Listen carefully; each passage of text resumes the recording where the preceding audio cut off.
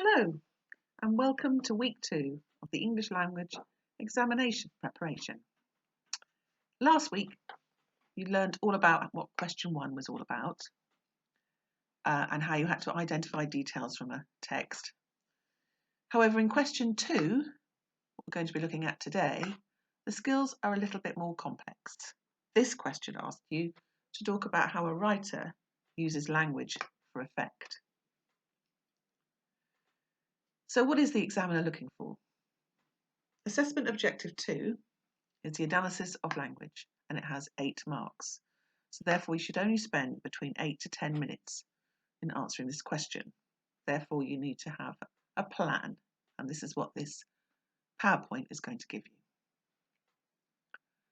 So the examiner is looking to see how well you can interpret how a writer uses language. And language in this case always means adjectives, adverbs, similes, metaphors, personification, all the terms and techniques that you've been studying over the years to create an effect on the reader. That's what a writer's job is, to make you feel things as you read. Once someone asks you the effect on the reader, they're asking you what a particular piece of language makes you think or feel or experience.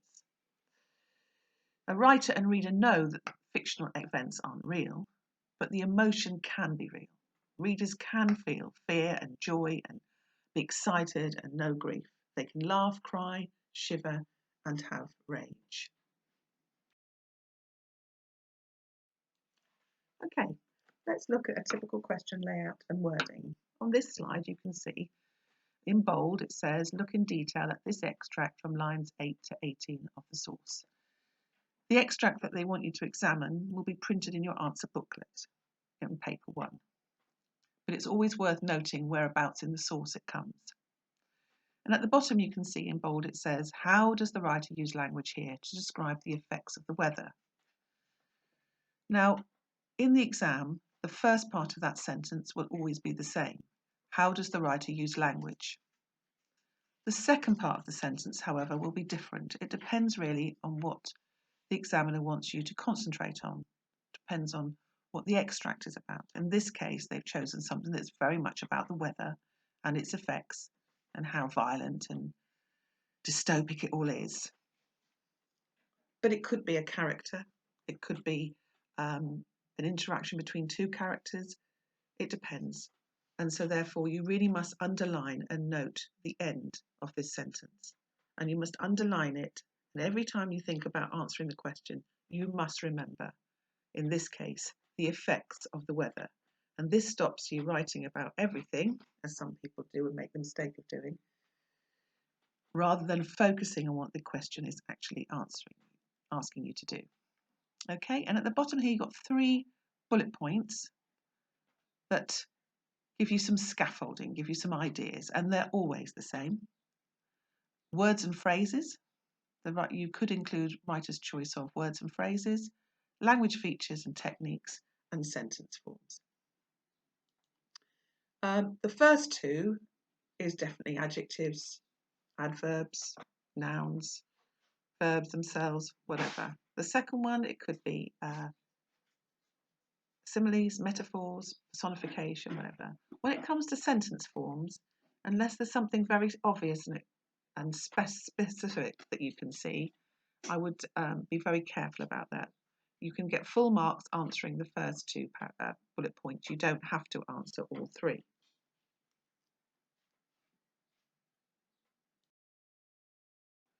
Okay, let's look at the first paragraph. I'll read it through and you can read through with me. Whilst we are reading, think of the words and the phrases that tell us about the effect of the weather.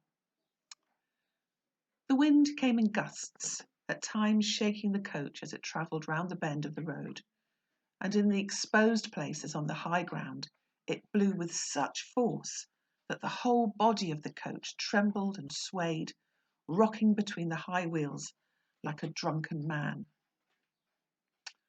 Okay, there's a lot to pick out there, but you could have something like gusts, shaking the coach, blew with such force the coach trembled and swayed. You could have the simile, the drunken man. So we could start off by thinking that all the description of the weather makes it sound out of control, violent, aggressive. That's the overview that you might start your answer with. As you're reading, think of what's really going on.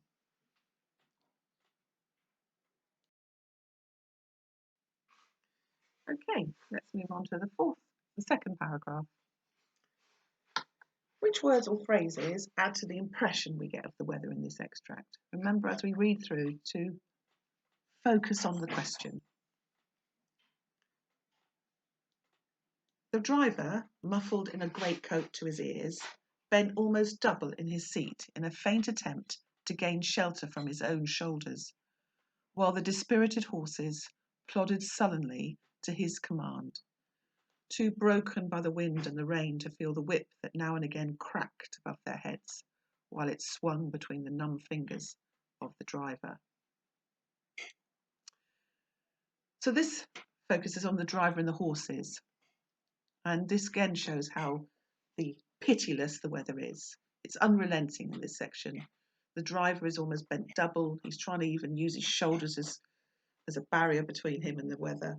The horses, this is quite a horrible sort of description about how their spirits have been broken by the wind. And at the end, it talks about how the effect on the driver again, about his numb fingers, and all things that we could perhaps associate with, we can identify with as we go through.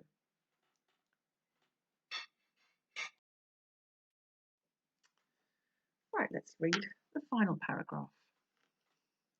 The wheels of the coach creaked and groaned as they sank into the ruts on the road, and sometimes they flung up the soft, spattered mud against the windows, where it mingled with the constant driving rain, and whatever view there might have been of the countryside was hopelessly obscured. So that last paragraph focused on the wheels and the mud, and how everything is difficult to see because the wheels fling the mud against the windows. This suggests that the occupants are cut off from the outside world as the weather encircles them aggressively.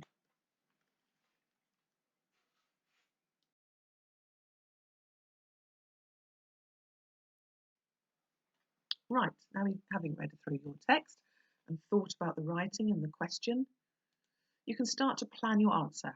Again, you have to remember you only have 8 to 10 minutes to finish this question from start to end. So planning what you're going to say is really important.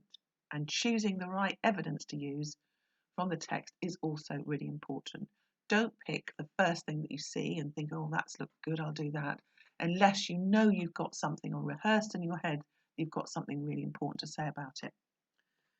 Okay, so first of all, then you need to get your highlighter or whatever you're using to underline or make note of words in a text, and highlight 3 words or phrases that you think you can analyse and develop an answer to confidently. Okay, and so your highlights might look like this. I've highlighted trembled and swayed, which is the coach in the first paragraph, broken by the wind and the rain, that's the horses in the second, and hopelessly obscured window in the third paragraph. All of those show the effect of the weather. Okay, so remember, you must always keep thinking about the question itself. So this slide takes you through the process of thinking and writing. It's an example, and by no means the only answer. You will get your chance to do your own a little bit later on at the end of this PowerPoint, but I just want you to go through my thought processes. Okay, so we use a Swan, single word analysis, to help you focus on the skills the examiner is looking for, i.e. the effect of language. Using Swan, we might have something that looks a bit like this. So you start with your point. The writer uses language to present the weather as savage and lawless. Remember, we thought about that when we were first reading. What is the weather being presented as? So how do we know this? We've got to show the examiner that we can pick a suitable, correct quote. So the verbs trembled and swayed suggests the coach is frightened by the terrible weather. The writer uses personification to make the experience more vivid to the reader and have a greater impact on the reader. Okay, now you zoom in on one word, trembled. You could use swayed, but I've chosen trembled. In particular, has connotations of a physical effect on the body, making the experience more relatable to the reader. and the verb swayed further shows the unsteady and precarious situation the coach and its occupants are in. Always remember to explain how a word is used in the extract, i.e. in the context and not just generally. You need to link it to the context that's being used here. This fear of dominance of the weather is further shown by how the horses are broken by the weather. The verb broken suggests the horses have no will of their own left, that the weather has made them defenceless against the onslaught of the wind and rain. Finally, the dominance of the weather is reinforced by how the coach wheels creaked and groaned. These human sounds add to a feeling of struggle and danger that the whole coach is in. The overall effect of one is, and I'll leave you to fill in that on your own. Okay, and now you've come to the end. It's good to try and sum up the effect or give a big picture ending just to finish your answer with a bit of a flourish. So you could start your ending with the overall effect is one of, and that may be one of tension or fear or curiosity or whatever else you might think that might be relevant to the extract you've been reading. Okay, so that comes to the end of that tutorial really. Now it's your turn to have a practice. I'd like you to reread the extract and I'd like you to either use the following words that are on the slide: gusts, the simile like a drunken man, or flung up, to write a response to the question, how does the writer use language?